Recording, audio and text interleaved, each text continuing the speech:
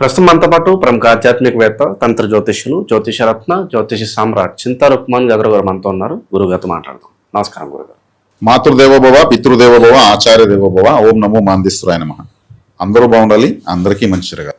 గురుగారు, నక్షత్రాల సిరీస్లో ఈరోజు మనం పునర్వసు నక్షత్రం గురించి మాట్లాడదాం. ఏంటి నక్షత్రం యొక్క ప్రత్యేకతలు, సహజసిద్ధ లక్షణాలు ఏ విధంగా ఉంటాయి, ఈ నక్షత్రంలో జన్మించిన వారి జీవితం ఓవరాల్గా ఎలా ఉండబోతుంది అంటారు? పునర్దర్శన ప్రాప్తిరస్తు. పునర్ అంటే మళ్ళీ, మళ్ళీ అంటే తిరిగి మళ్ళీ అని అర్థం. అదే పునర్వసు తర్వాత పుష్యమి వస్తుంది. పునర్పు, పునర్ అంటే పునర్వసు, పూ అంటే పుష్యమి, పునర్పు దోషం అంటారు. ఈ రెండు నక్షత్రాలు పునర్వసు 4వ పాదము, పుష్యమి 1వ పాదం. ఈ సమయము పునర్పు దోషం. ఇక్కడ శని చంద్రులుగా ఉన్నారంటే పునర్పు దోషం బలంగా ఉంటుంది. వాళ్ళు ప్రతి ఒక్కటి మళ్ళీ మళ్ళీ చేయాలి. ఒక పని 4 సార్లు చేస్తే కానీ సక్సెస్ కాదు. అంటే ఒక ప్రయత్నంతో కాదని అర్థం. ఇక్కడ ఈ నక్షత్రం వైవాహిక దోషాన్ని, కుటుంబ దోషాన్ని అధికంగా సూచిస్తుంది. ఇది శ్రీరాముల వారు జన్మించారు ఈ నక్షత్రంలో. వీళ్ళకి డౌట్లు ఎక్కువ ఉంటాయి.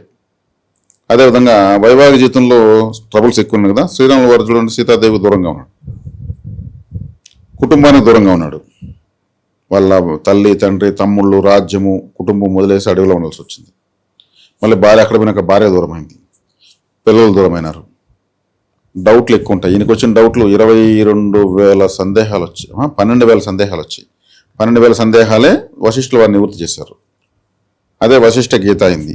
కంటితో చూస్తే కానీ ఏది నమ్మరు. ప్రాక్టికల్ చూడాలి. చాలా సెన్సిటివ్గా ఉంటారు. చెరుకు రసం, చెరుకు గడ పునర్వసు నక్షత్రం యొక్క వచ్చేటువంటి ఆహారం. ఇప్పుడు ఈ నక్షత్రం అనుకూలంగా ఉన్న వాళ్ళు చెరుకు రసం ఎక్కువ తాగొచ్చు. బెల్లంతో చేసినటువంటి పొంగలి, చాక్లెట్స్, కాఫీ, మరి పూతరేకులు, ఇంకా హల్వా, ఇట్లా ఎన్నో ఉన్నాయి.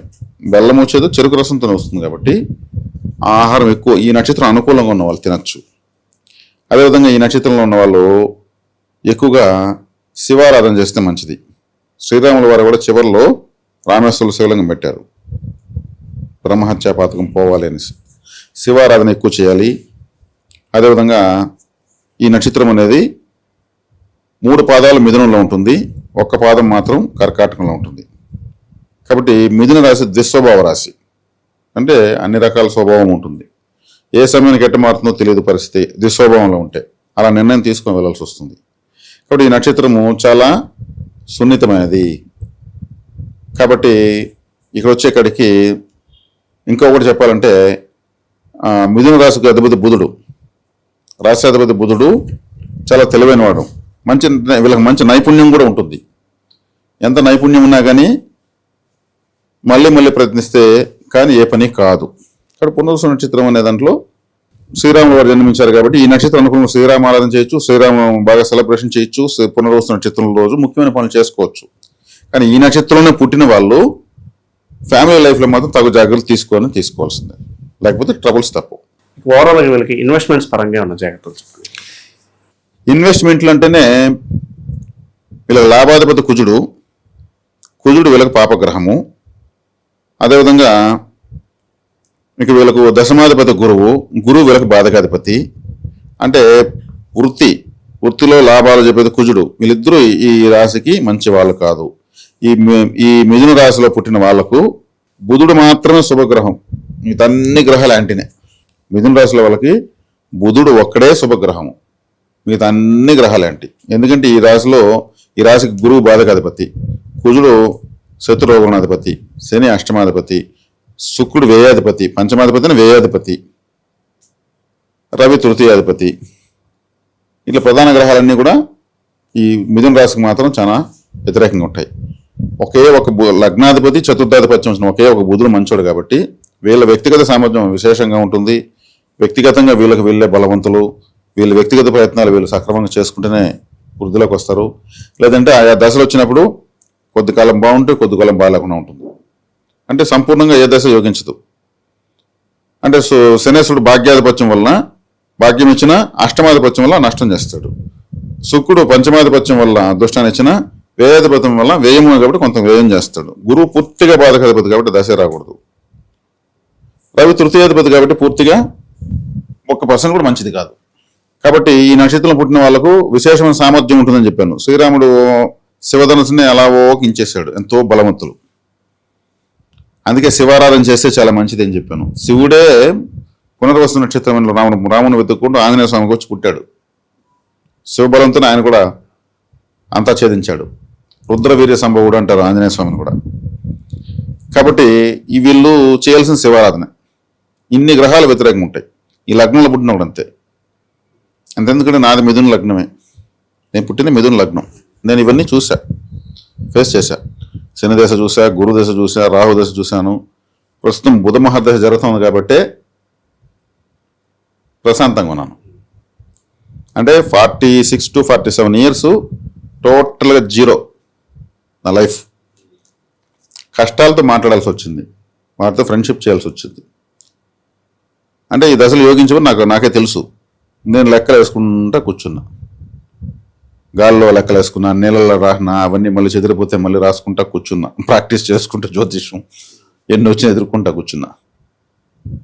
కాబట్టి ఈ రాశి లగ్నంలోనే పునర్వసు ఉంది. కాబట్టి పునర్వసులో పుట్టినట్టు శ్రీరాముడు కూడా అనేక కష్టాలను అనుభవించాడు. కానీ చాలా గొప్ప నక్షత్రం. కాబట్టి పునర్వసు నక్షత్రం అనుకూలంగా ఉన్న వాళ్ళు శ్రీరామారాధన చేస్తే చాలా మంచిది. అనుకూలంగా ఉన్న వాళ్ళు పునర్వసులో పుట్టిన వాళ్ళు శివారాధన చేస్తే మంచిది. ఇది వీళ్ళకు ఏ దశ యోగించాలన్నా కానీ అటు ఇటుగానే ఉంటాయి ఈ నక్షత్రంలో వాళ్ళకు. శత్రుత్వం సాధారణంగా ఎవరితో ఎక్కువగా ఉంటుంది వీళ్ళకి? ఎవరితో వీళ్ళు దూరంగా ఉండాలి గురుగారు? అంటే ఇక్కడ వచ్చేకాడికి శత్రుత్వం అంటే వీళ్ళకి చాలా బలమైన వాళ్ళే ఉంటారు. ఇప్పుడు మిథునము అంటే కలయిక, మిథున రాశికి అధిపతి బుధుడు. బుధుడు అంటే ఇంటెలిజెంట్. ఈ రాశికి బాధక అధిపతి గురువు. గురువు అంటే గురువు కూడా ఇంటెలిజెంటే కదా. అంటే వీళ్ళకి సరి ఉజ్జీలు ఉంటారు.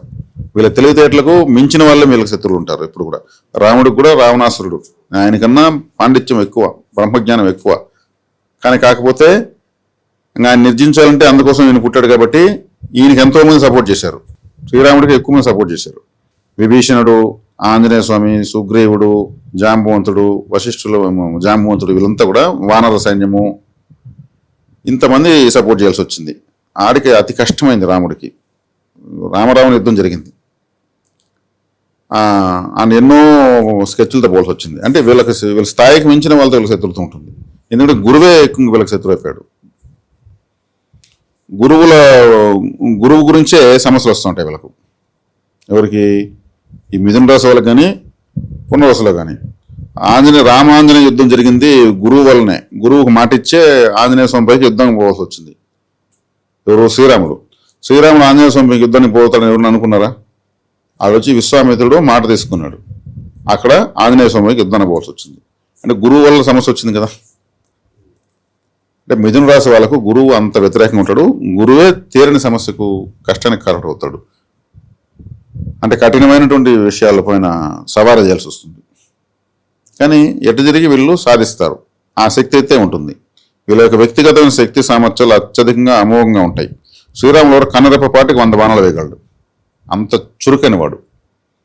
అటువంటి ఆయన కన్నరెప్పకే కనిపించకుండా తప్పించుకుంది మాయా జింక పోస్తుంది కదా. ఆయన అంత వేగంగా బాణాలు వేస్తాడు. అంత వేగంగా బాణాలు వేసి కూడా అది దొరకలేదంటే అది మాయా జింక కాబట్టి దొరకలేదు, లేదా ఆయన బాణాన్ని తప్పించుకునేది ఉంది. కాబట్టి వీళ్ళకి అసాధారణమైన ప్రతిభ ఉంటుంది. నీతి, నిజాయితీ, ధర్మం అన్నీ బాగుంటాయి. ధర్మజ్ఞులు వీళ్ళు.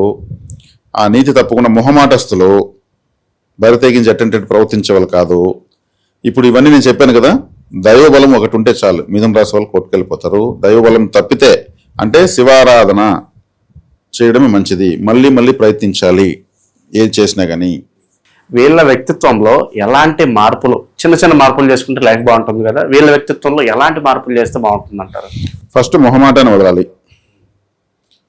మొహమాటంతో పాటు అనుమానాలు ఎక్కువ పడకూడదు. డౌట్స్ ఎక్కువ వస్తుంటాయి వీళ్ళకు. ఈ అనుమానాలతో పాటు వీళ్ళు వ్యక్తిగత సామర్థ్యాన్ని నమ్ముకోవాలి. పక్క వాళ్ళ సలహాలు తీసుకోవచ్చు అంటారా? పక్క వాళ్ళ సలహా పనికిరాదు, అసలు పెద్దగా పనికిరాదు. అవసరమైతే తప్పితే, మరీ ముఖ్యమైతే తప్పితే తీసుకోకూడదు. వ్యక్తిగత సామర్థ్యాన్ని ఎక్కువ నమ్ముకోవాలి. శివారాధన మంచిది. వ్యక్తిగత సామర్థ్యాన్ని నమ్ముకోవాలి. పక్క వాళ్ళపైన ఎక్కువగా ఆధారపడకూడదు. ఇవి చేసుకుంటూ ఉంటే చాలు. ఇంతకుమించి మరి ఎక్కువగా ఏం లేవు. శివశక్తి ఎక్కువ అధికంగా కావాలి. ఓవరాల్గా ఈ నక్షత్రం గురించి మంచి ఆసక్తికరమైన విషయాలు మన ప్రజలకు అందించారు. ధన్యవాదాలు.